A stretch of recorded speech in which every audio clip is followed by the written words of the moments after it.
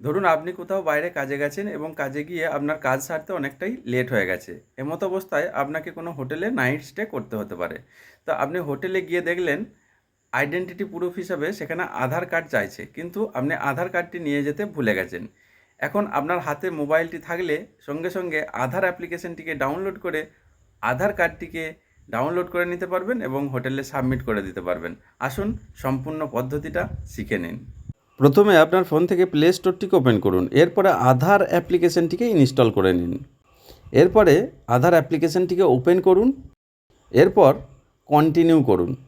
এরপর terms and কন্ডিশনের যে চেক বক্সটি আছে সেখানে টিক চিহ্ন দিয়ে কন্টিনিউ করুন।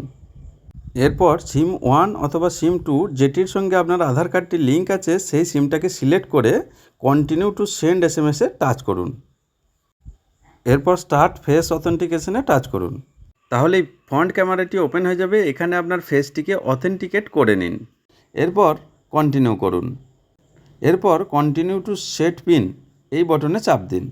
তারপরে এন্টার পিন এবং রি এন্টার পিন দু জায়গায় সেম পিন লিখে কনফার্ম পিনে টাচ করলেই আপনার আধার অ্যাপ্লিকেশনের সম্পূর্ণ অ্যাক্সেসটি পেয়ে যাবেন।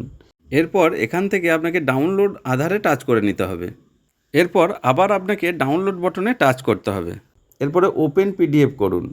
তাহলেই আপনার কাছে পিডিএফটিকে ওপেন করার জন্য একটি পাসওয়ার্ড চাইবে। এই পাসওয়ার্ডটি হচ্ছে আধার কার্ডে থাকা নামের প্রথম 4টি অক্ষর ক্যাপিটালে লিখতে হবে।